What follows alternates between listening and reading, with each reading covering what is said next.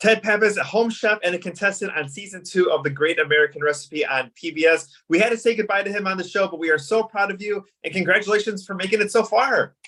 Thank you, and thanks for having me. Oh, of course. I mean, I love this show because not only are there, contestants and you get to learn all these new recipes, but the friendships that I see coming out of it, the people wanting to know about each other's cultures. I mean, describe what that experience was like for you. Yeah, the whole experience was phenomenal, and one of the things that makes this show so different than cooking competition shows that you might see on other networks than PBS is the camaraderie to help each other out and to listen to the stories that go behind the recipes. And when you listen to the stories, you often find the similarities between your culture and another culture that you may not even thought of how they connect.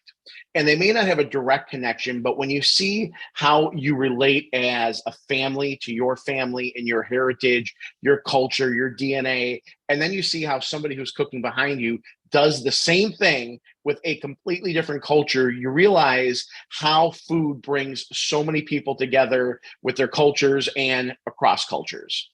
What did you learn as far as, maybe that aspect, but also what you thought what a home chef was like, or what your experience was like before versus seeing all these other home chefs, work in this environment? I learned quite a bit on this show from I'll call it a culinary perspective, which was great for me. One of the things that I definitely learned is looking how you season your food and listening to how other cooks season their food, but getting the feedback from the judges throughout the competition and not only seasoning, but tasting as you go along. I think as home cooks, we often kind of skip that process because maybe we're making the same things over and over again and we've made them for a long time, or maybe this is how the recipe was from our grandma or our great grandma that was passed down. But tasting your food as a home cook has definitely improved my skills in my kitchen and my home with my family. I am nowhere on the same level as you are, but going back to my childhood, going back to how I cook, sometimes you put everything in, it comes out, and then it's just like more ketchup or more barbecue sauce, depending on how bad it is. And that's always like it seems to be the solution. Yeah, I think in the past, like so many home cooks, I would, you taste it and at the end you're like, oh, add a little more salt or just a little more seasoning. But tasting while going along through the process and making sure that the seasoning or whatever you're putting in is done, not only in the right amounts, but at the right time. So you get the right flavor, the right texture.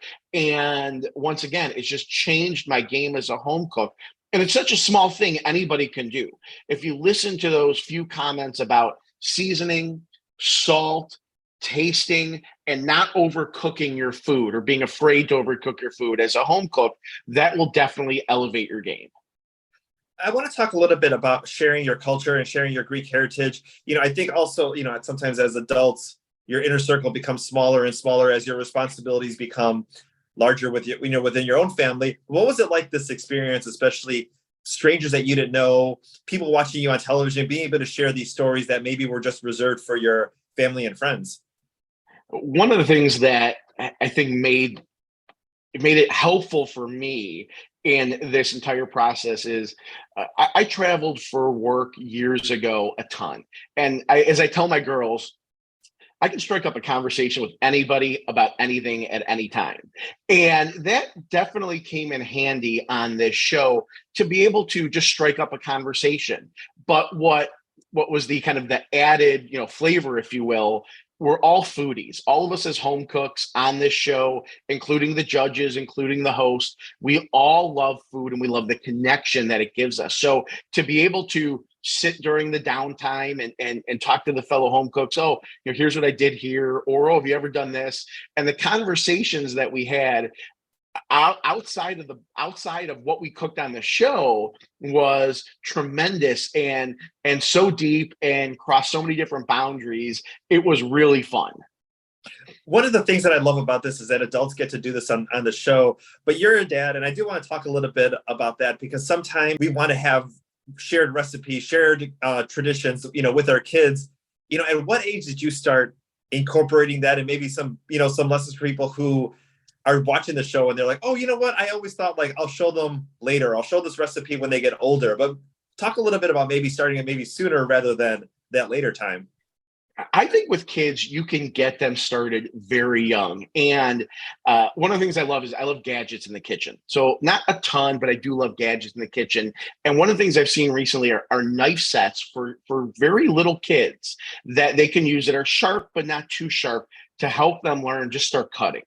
And what I found with my girls early on, starting them at 5, 6 years old, just having them help prepare what you're making, even if it's getting the measuring cup out and measuring the flour or measuring some spices with some teaspoons and tablespoons, is something that any kid of any age can do. And it makes them feel a part of that dish. They feel a little connected.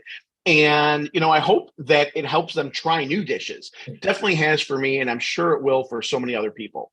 But to be able to pick something, try it, and then have your kids try it and do it in your own kitchen, I think gives them that little bit of familiarity. And it's maybe not as scary if they're trying something new. You just mentioned that. That's such a great point, because here we're used to Greektown in Chicago and other parts of the country. People who are watching the show maybe didn't have that same experience. Did you get messages online as far as like, oh my goodness, I never knew you could do this with this cuisine, or this, what, Greek cuisine was all about? Yeah, I've definitely been reached out to on my social media from so many different people for the recipes.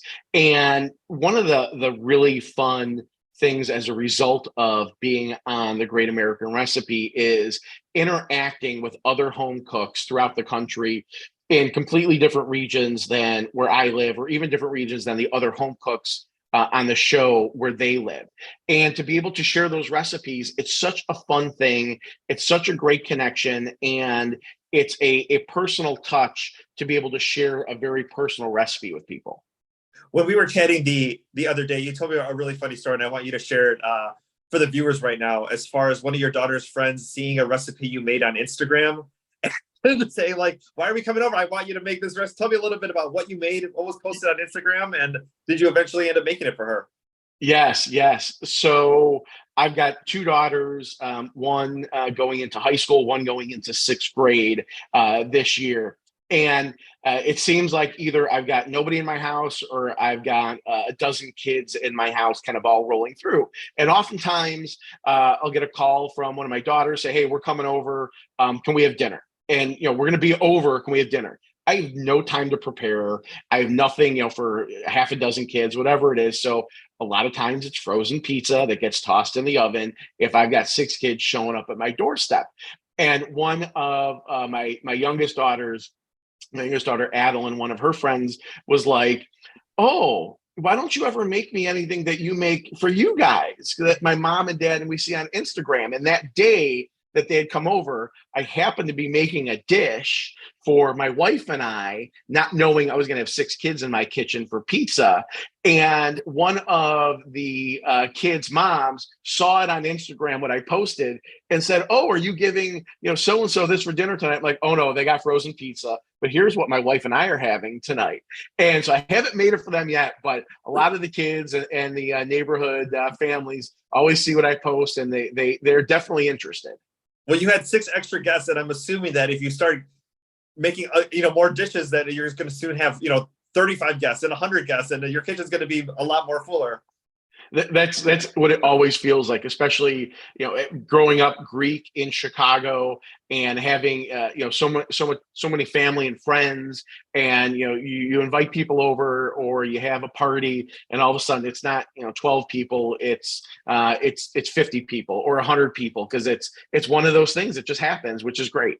Let's talk a little bit about maybe some of the recipes that inspired you as a child and growing up, as far as maybe something that your family always made, or a recipe that your family always had to have, or a recipe that you wanted to learn. Talk a little bit about how that influenced, your career now, but then also how you hope to pass that on to your kids.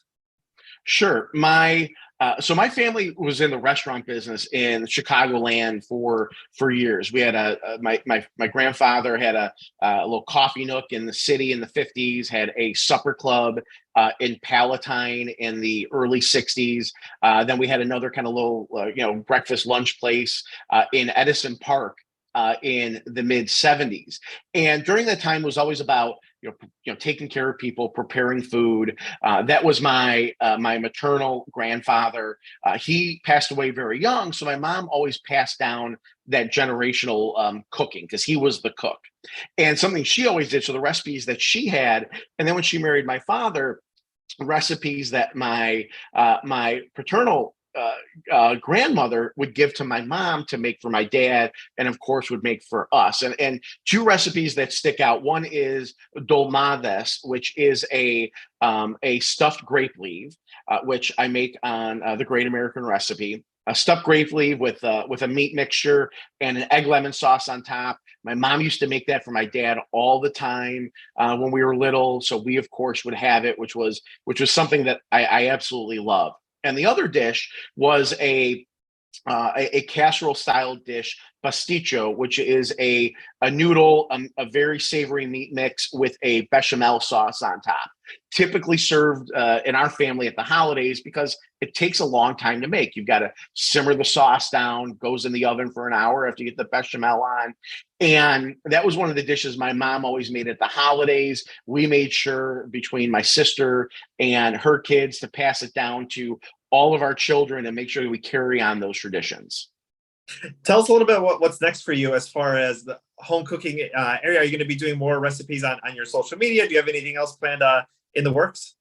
Yeah, I'm very excited. There's a lot of stuff that is, I'll say, coming not as a result of the show, but I think has encouraged me because of being on the show.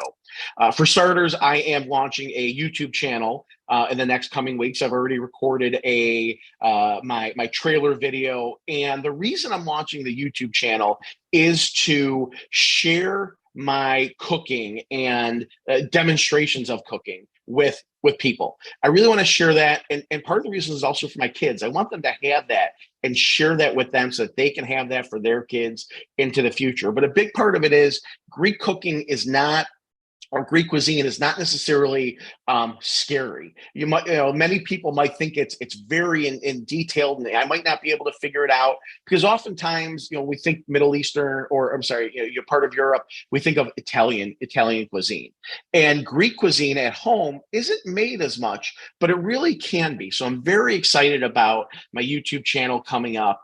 And I have taken on a couple personal catering events for small groups. And so I preface it by saying small groups that would be no bigger than what I would cook for the number of family members coming over for a holiday, that 20 to 25 person range, where I got invited or asked by a few friends to say, hey, would you be willing to cook for a group of us? And I absolutely loved it. It was so much fun because it's not just about the food.